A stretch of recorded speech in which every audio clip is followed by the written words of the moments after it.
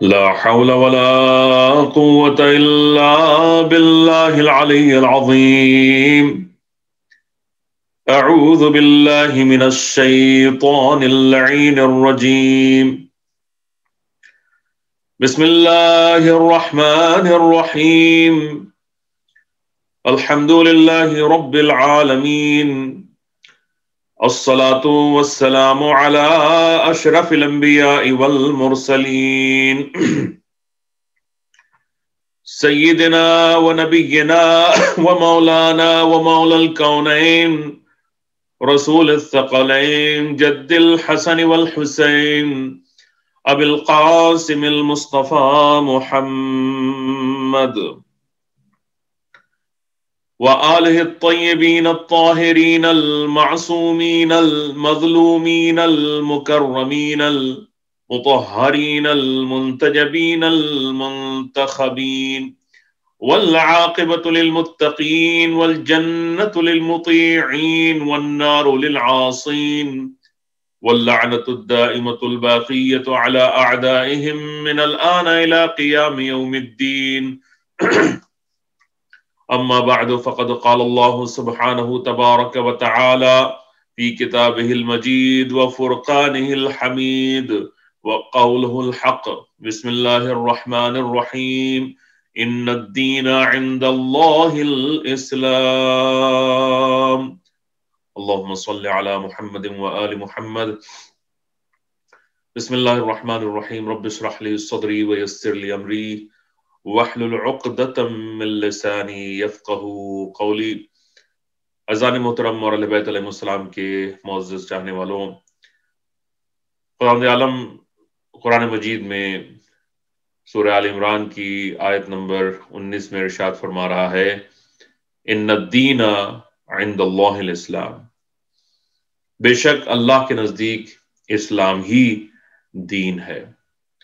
آج انشاءاللہ اس عنوان کے تحت جو ہے آپ کے سامنے امام حسن عسکری علیہ السلام کی شہادت کے حوالے سے مجلس جو ہے خطاب ہو رہی ہے. امام علیہ السلام کی عظمت کو اگر پہچاننا ہے تو امام کی تعلیمات کے ذریعے سے ہم کو امام کی عظمت کو پہچاننا چاہیے، کیونکہ امام کی جو تعلیمات ہیں اس میں وہ علم کے خزانے پوشیدہ ہیں کہ اگر ان کے اوپر ہم نے غور کیا اور ان کو سمجھ لیا اور پھر اس کے بعد ان کے اوپر عمل بھی کیا تو یاد رکھیے کہ اس دنیا میں بھی ہم کو کامیابیاں ملیں گی اور آخرت میں بھی ملیں گی. تو آئیے امام کی اور اہل بیت علیہ السلام کی زندگی سے جو کچھ دروس حاصل کیے ہیں، کچھ جو لیسنز جو ہم نے حاصل کیے ہیں، ان کو سمجھنے کی کوشش کرتے ہیں.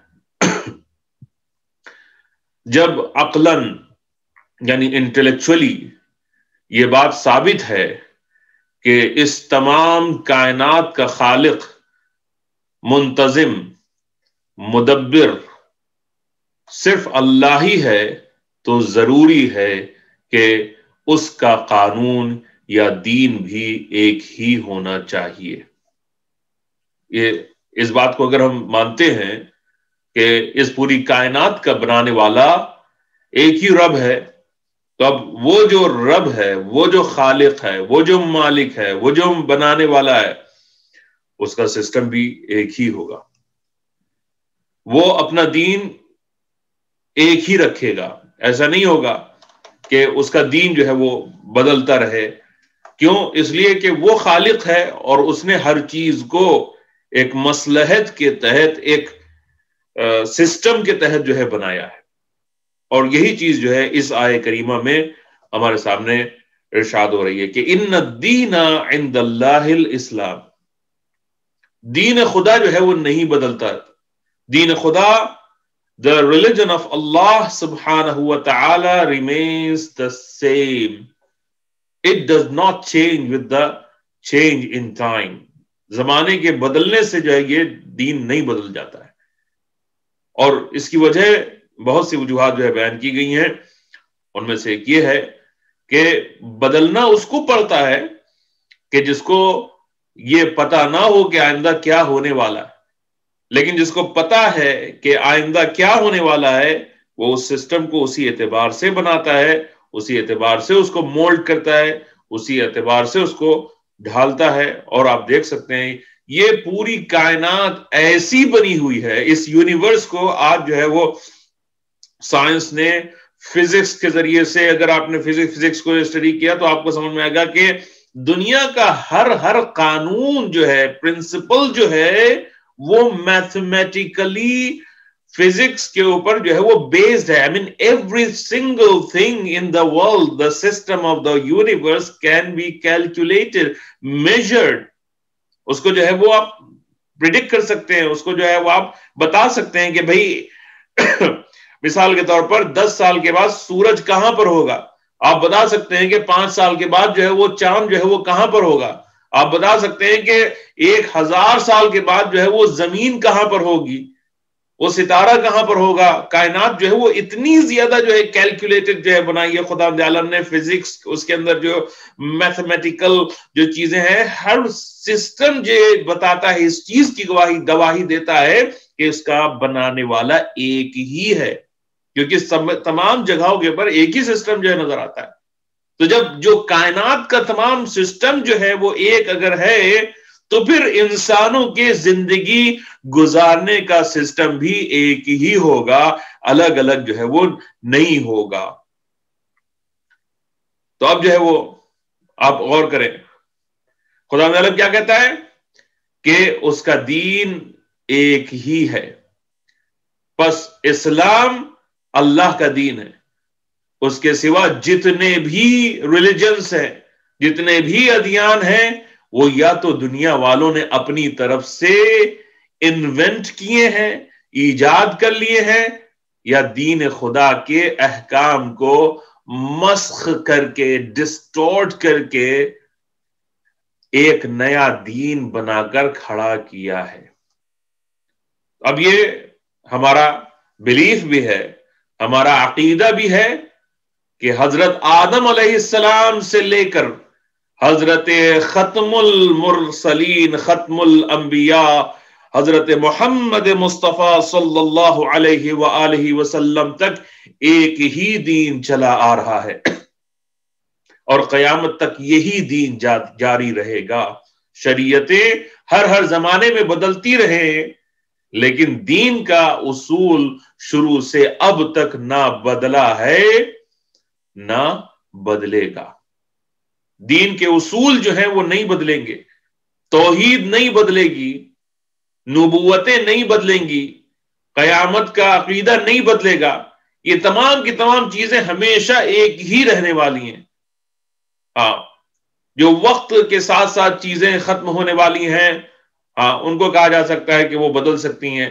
جیسے جیسے زمانہ ترقی کرے گا، کچھ جو چیزیں ہیں جن کا تعلق فرع سے ہے، فروع سے ہے، ہو سکتا ہے کہ ان میں کوئی چیز تبدیلی آ جائے، لیکن جو پرنسپلز ہیں، جو فاؤنڈیشن ہے، جو فنڈامنٹلز ہیں، these fundamentals would never change.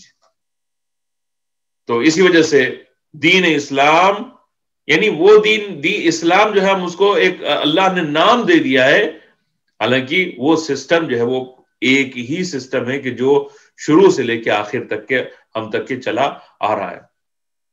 اسی وجہ سے امام علی علیہ السلام فرماتے ہیں، اللہم صلی علی محمد و آل محمد، امام فرماتے ہیں کہ اول الدین معرفتہ، دین میں سب سے پہلی چیز خدا کی معرفت ہے.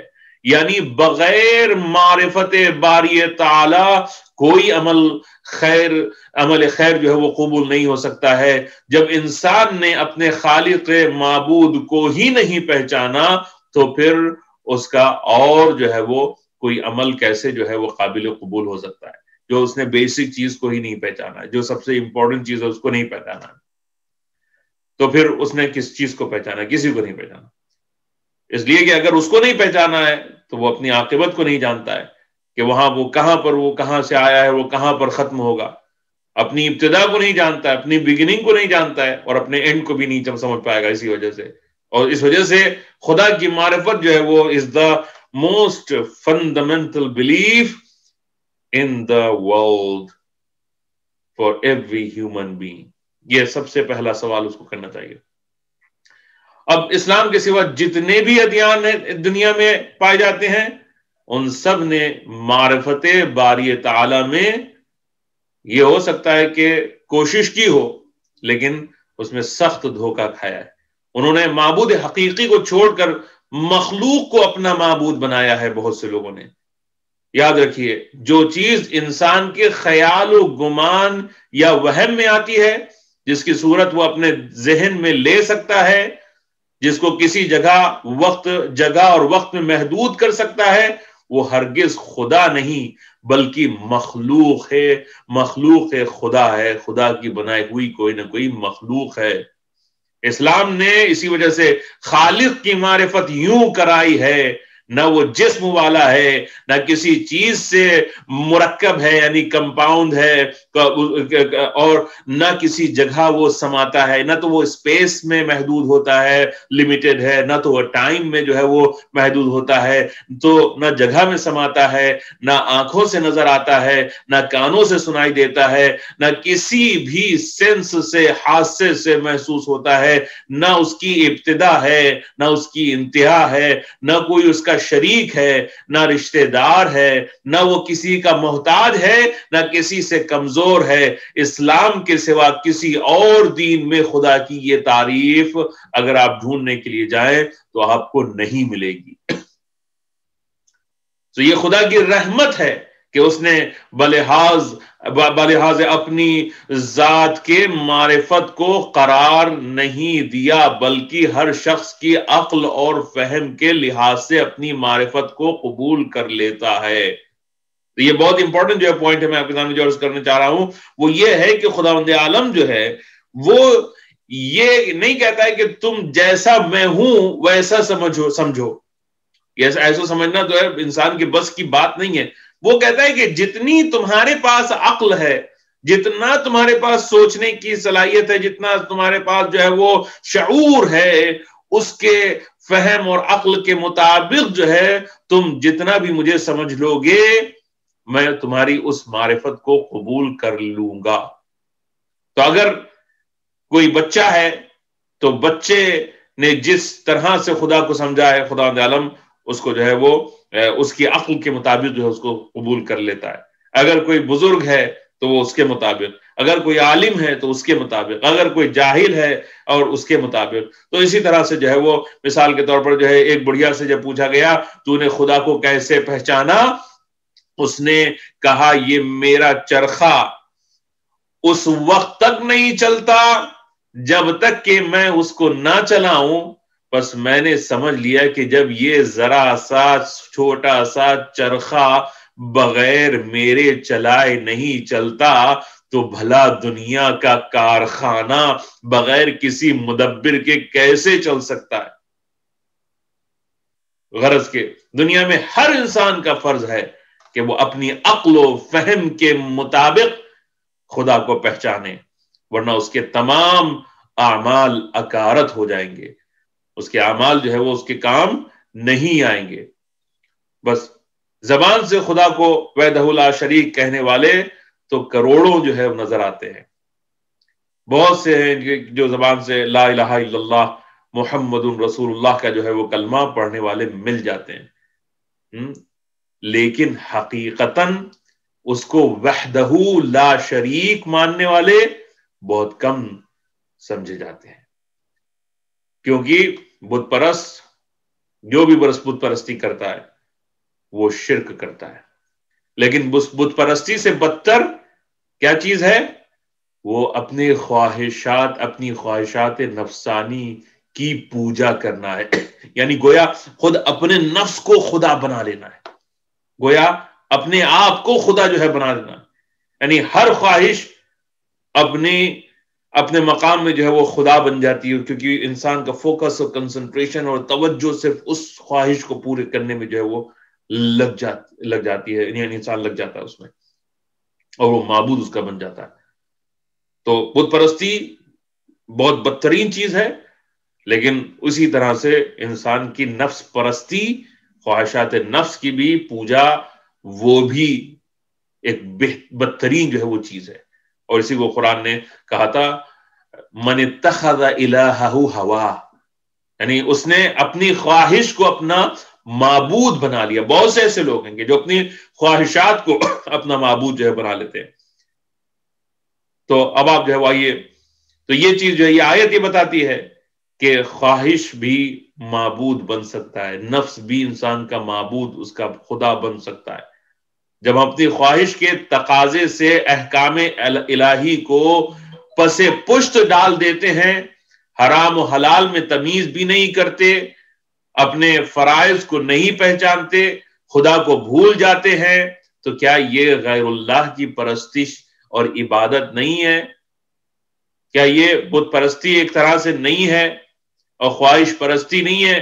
تو بت پرست اور خواہش پرستوں کے درمیان میں اس سے زیادہ کوئی فرق نہیں ہے کہ وہ مجسموں کی پوجا کرتے ہیں اور یہ خواہش رکھنے والے، خواہشات رکھنے والے اپنی خواہشوں کی پوجا کرتے ہیں، اپنی غیر مجسم خواہشوں کو جو ہے اپنا خدا بناتے ہیں.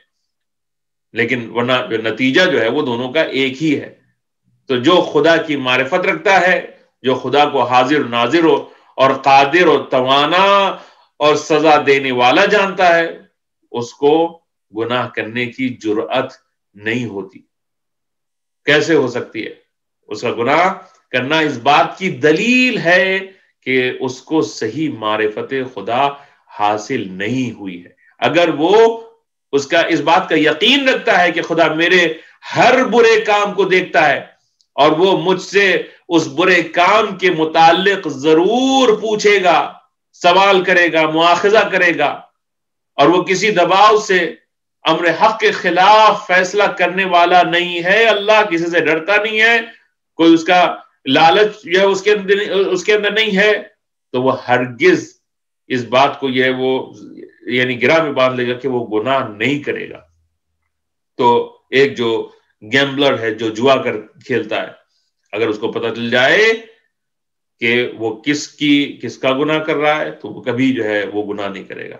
اگر جو شراب پی رہا ہے اس کو اس بات کا پتہ چل جائے کہ وہ کس کی معصیت کر رہا ہے تو وہ کبھی نہیں کرے گا. جیسے کہ عام طور سے ہوتا ہے کہ جب بھی کہیں پر ہم کو یہ پتا ہو کہ کہیں پر کوئی پولیس جو ہے وہ دیکھ رہی ہے، ہماری اسپیڈ کو جو ہے وہ ریکارڈ کر رہا ہے، کوئی کیمرہ ہے اسپیڈ کا کیمرہ ہے کہ جو ہماری اسپیڈ کو جو ہے وہ دیکھ رہا ہے، تو ہم کبھی جو ہے وہ اسپیڈنگ نہیں کرتے ہیں، تیز گاڑی نہیں چلاتے ہیں، کبھی جو ہے ایسا ٹریفک وائلیشن نہیں کرتے ہیں کہ کیونکہ ہم کہیں ایسا نہ ہو کہ ہم کیمرے کی زد میں جو ہے وہ آ جائیں. اسی طرح سے ایک انسان بھی ہے، انسان کی زندگی کے اعمال بھی ہے کہ اگر اس کو یقین ہو جائے کہ کوئی دیکھ رہا ہے، کوئی اس کو واچ کر رہا ہے، تو وہ کبھی گناہ اس طرح سے نہیں کرے گا. ہاں، نادانی سے ہو سکتا ہے کہ کبھی کبھی انسان جو ہے جہالت میں، نادانی میں گناہ کر دیتا ہے. تو یاد رکھیے، جس قدر کوئی گناہ زیادہ یا کم کرتا ہے اسی کے لحاظ سے اس کی معرفت ہوتی ہے. جہاں تک گناہ کا تعلق ہے اسی قدر معرفت میں کمی ہوگی جتنی یعنی اسی قدر اس کا گناہ کم ہوگا یا زیادہ ہوگا جتنی اس کی معرفت میں کمی یا زیادتی ہوگی. اور بس جو ہے وہ جو خدا کے معصوم بندے ہیں وہ خدا کی طرف سے ایک کہا جائے کہ بہت اونچے درجے کی معرفت کو لے کے آئے، اور جب وہ اونچے درجے کی معرفت کو لے کے آئے تو پھر جیسے جیسے معرفت بڑھتی جاتی ہے انسان کے گناہ جو ہے وہ کمتر ہوتے چلے جاتے ہیں، بلکہ ختم ہو جاتے ہیں، اور ایک ایسی منزل آتی ہے کہ گویا انسان خدا کو دیکھتا ہے. اور جس کو امام علیہ السلام فرماتے ہیں کہ لو کشف الغطاء لما ازددت یقینا، یعنی امام فرما رہے ہیں کہ اگر میری آنکھوں کے سامنے سے پردوں کو ہٹا دیا جائے تو مجھے میرے ایمان میں میرے یقین میں جو ہے وہ کوئی اضافہ نہیں ہوگا. کیوں؟ اس لیے کہ وہ یقین کی جو دنیاوی اور جو انسانی حدود ہیں ان سے ان کی حدوں کو کمال تک کے جو ہے وہ پہنچا چکے ہیں. تو ہمارے رسول اکرم صلی اللہ علیہ وسلم معصوم تھے، لہٰذا ان کا جانشین قیامت تک معصوم ہی ہونا چاہیے، ورنہ ایک گناہگار آدمی جو معرفت باری تعالیٰ میں خود ناقص ہو، دوسروں کو نہ خدا کی صحیح معرفت کرا سکتا ہے اور نہ گناہوں سے بچا سکتا ہے۔ ہم چاہتے ہیں کہ اس مجلس میں اپنے رسول کے 11ویں جانشین امام حسن عسکری علیہ السلام کے حالات میں سے جو ہے وہ کچھ جو ہے وہ آپ کے سامنے بیان کریں، تاکہ اہل ایمان پر واضح ہو جائے کہ ایک رسول برحق کا جانشین کیسا ہوتا ہے۔ دنیا والے ایسی چنی ہوئی مقدس ہستیوں کے بہت ہی کم قدردان ہوتے ہیں، کیونکہ ان کا اتباع، ان کا وہ جو اپنے ہوا و ہوس جو ہے اس کی اپنی خواہشوں کی جو ہے وہ پرستش کرتے ہیں، تو وہ خدا کے بھیجے ہوئے ان باکمال بندوں کو کبھی بھی جو ہے برداشت نہیں کرتے ہیں، اور وہ صرف اسی دنیا میں جو ہے وہ لگے رہتے ہیں اور اسی دنیا کی زندگی کو ہی سب کچھ سمجھتے ہیں، اور دنیا کی زندگی کے لیے اپنی آخرت کو بیچ ڈالتے ہیں، اور اس وجہ سے وہ کبھی بھی اہل بیت یا کبھی بھی خدائی جو بندے ہیں، ولی ہیں، اولیاء ہیں، انبیاء ہیں، اوصیاء ہیں، ان کو جو ہے وہ نہیں مانتے۔ لیکن وہی وہ لوگ کہ جو خدا پرست ہوتے ہیں، خدا کا خوف اپنے دل میں رکھتے ہیں، تو وہ ہمیشہ جو خدائی بندے ہیں، بھیجے ہوئے انبیاء ہیں، معصوم ہیں، اولیاء ہیں، ان کا ہمیشہ جو ہے وہ خیال رکھتے ہیں۔ بس ایک واقعہ آپ کے سامنے میں عرض کرنا چاہتا ہوں کہ کس طرح سے جس زمانے میں امام علیہ السلام جو ہے اس دنیا میں تشریف رکھتے تھے، اس زمانے کے جو بھی حاکم تھے، جو بھی رولرز تھے، جو اپنے آپ کو خلیفہ رسول کہتے تھے، اپنے آپ نے جو پوزیشن تھی ان کی، وہ اپنے آپ کو بہت جو ہے وہ ریسپیکٹڈ جو ہے وہ سمجھتے تھے، تو اس وجہ سے وہ کبھی بھی اہل بیت علیہ السلام کو اور پیغمبر کے جو حقیقی جو نمائندے تھے، ان کے جو جانشین تھے، ان کو کبھی برداشت نہیں کرتے تھے، بلکہ جگہ جگہ پر موقع تلاش کرتے تھے کہ کس طرح سے معاذ اللہ ان کی شخصیت کو گرایا جائے، ان کی عظمت کو کم کیا جائے، اور اس میں کسری کی جائے، کمی کی جائے، تاکہ جو ہے وہ دنیا کے سامنے اپنے آپ کو بڑا جو ہے وہ ظاہر کر سکے اور بتا سکے۔ تو ایک روایت آپ کے سامنے عرض کرنا چاہتا ہوں کہ ہمارے 11ویں امام حسن عسکری علیہ السلام بھی اپنے آباء و اجداد کی طرح معصوم تھے، اور خدا کی بارگاہ میں آپ کو وہ تقرب حاصل تھا کہ انسانوں کا تو ذکر ہی کیا، دنیا کی ہر مخلوق آپ کا احترام کرتی تھی۔ اس وجہ سے کتب ہسٹوریکل جو بکس ہیں، کتب تواریخ میں جو ہے یہ واقعہ ملتا ہے کہ مستعین باللہ جو عباسی خلیفہ تھا، اس نے ایک بہت قیمتی جو ہے گھوڑا خریدا، لیکن اتفاق سے وہ بہت ہی برا جو ہے وہ نکلا، اور اس کو ٹرین کرنا کسی کے بس کی بات نہیں تھی، اور اس کی جو ساری قیمت جو تھی، اس کا سارا جو پیسہ تھا وہ اس میں ڈوب گیا۔ تو اس کی یہ عادت تھی کہ وہ اپنے اس گھوڑے کی عادت یہ تھی کہ اپنے سوار کو جو اس کے اوپر رائڈ کرتا تھا، رائڈر ہوتا تھا، اس کو زمین پہ گرا دیتا تھا اور اس کو اپنی ٹاپوں سے، اپنے پیروں سے کچل ڈالتا تھا۔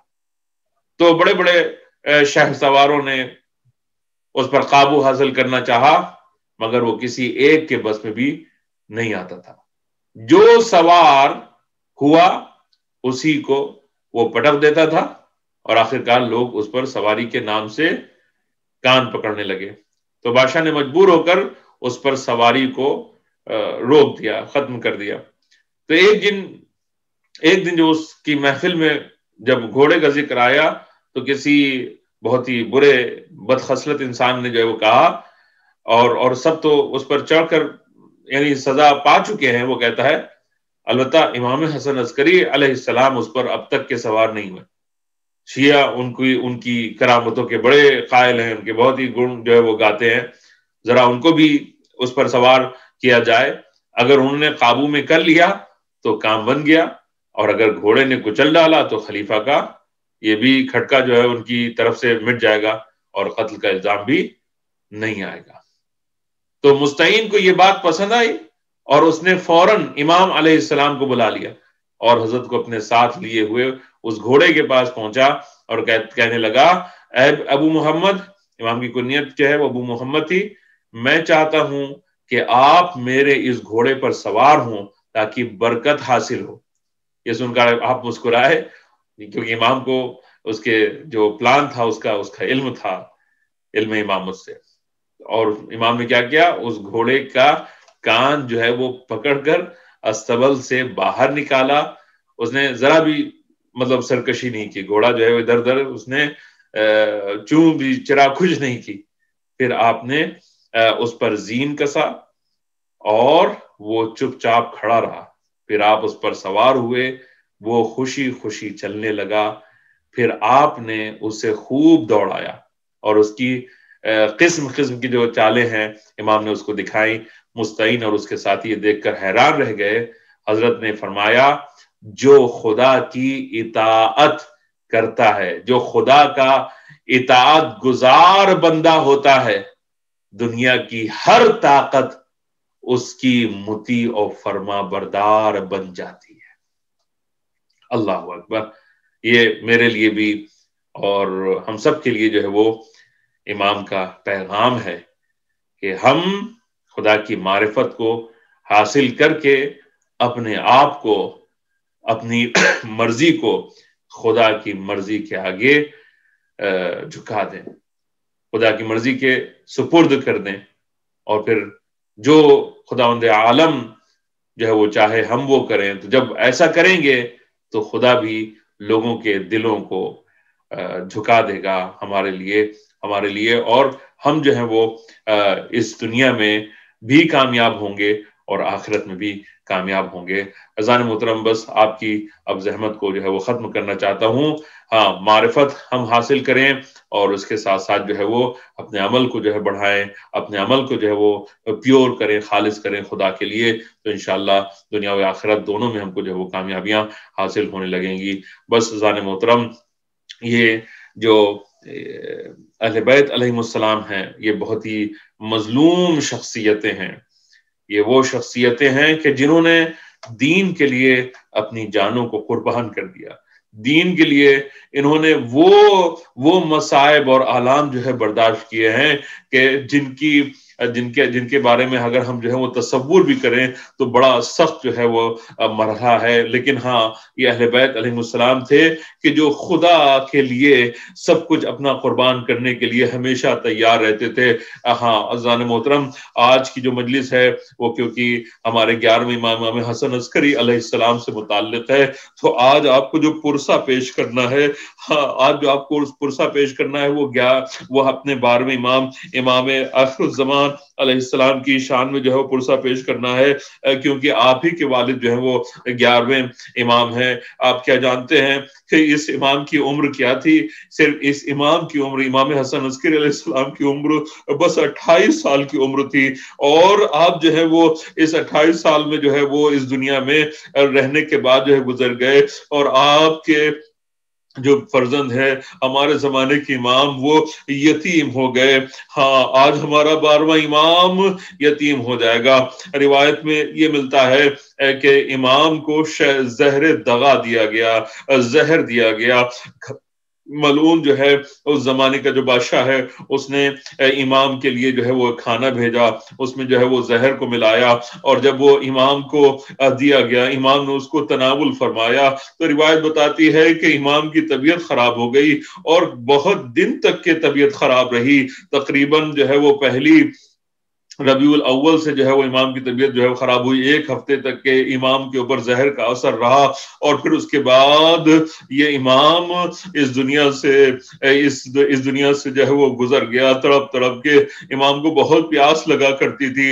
ہاں، میں کہوں گا اے میرے آقا، اے میرے مولا، جب آپ اس دنیا سے تشریف لے گئے ہیں آقا بڑی میں کہوں گا خوش نصیبی ہے کہ آپ کی فیملی، آپ کے گھر والے، آپ کے خاندان والے، آپ کا بیٹا آپ کے ساتھ موجود ہے. ہاں، بیویوں کے سروں کے اوپر چادریں بھی ہیں. ہاں، آپ کو یہ معلوم ہے کہ پانی بھی موجود ہے.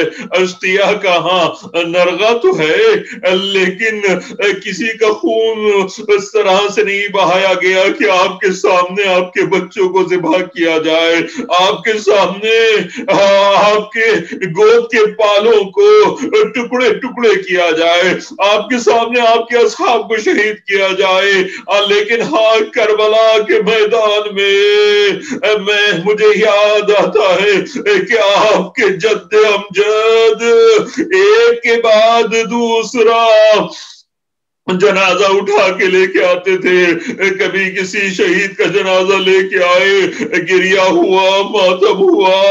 ہاں بس ایک جملہ میں اور عرض کرنا چاہتا ہوں اپنے 12ویں امام سے، اے میرے آقا یتیم ہی تو آئی، یتیم تو آپ ضرور ہوئے میرے آقا، لیکن جب آپ کو بابا کے غسل دفن کا وقت آیا تو آپ کے ہاتھوں میں ہتھکڑیاں نہ تھی، پیروں میں بیڑیاں نہ تھی، گلے میں توق خاردار تو نہ تھا، لیکن ہائے میرا بیمار امام جب اپنے بابا کو دفن کرنا چاہ رہا تھا تو کیا دیکھا کہ ظالموں نے اپنے نجس کشتوں کو تو دفن کر دیا تھا، لیکن امام حسین کہ جو رسول کے نواسے بھی ہیں، زہرا کے لاڈلے ہیں، علی کے بیٹے ہیں، ان کے جنازے کو تفتی ریتی کے اوپر چھوڑ دیا تھا بے غسل و کفن۔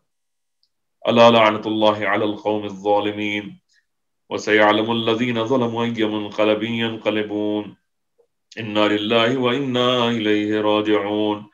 پروردگار عالم بحق الزہرا وابیہا وبعلہا وبنیہا والسر المستودع فیہا، پانے والے ہم سے اس ذکر خیر کو قبول فرما، اس میں کوئی بھی کمی یا نقص و معاف فرما، ہمارے اور ہمارے والدین کے گناہوں کو معاف فرما، ہمارے مرحومین کی مغفرت فرما، ہم میں سے جو بیمار ہوں کو شفاء کامل اور عاجل عطا فرما، مومنین میں سے جو اس بلا میں گرفتار ہوں پروردگار عالم ان کو اس بلا سے جو ہے نجات عطا فرما، اور جلد سے جلد جو ہے وہ اس دنیا میں اپنے جو آخری اپنی حجت ہے امام زمان علیہ السلام کے ظہور میں تعجیل فرما، اور ہمیں ان کے اعوان انصار میں شمار فرما۔ ربنا تقبل منا انک انت السمیع العلیم، وآخر دعوانا ان الحمد للہ رب العالمین۔ اللہم صل علی محمد وآل محمد وعجل فرجہ۔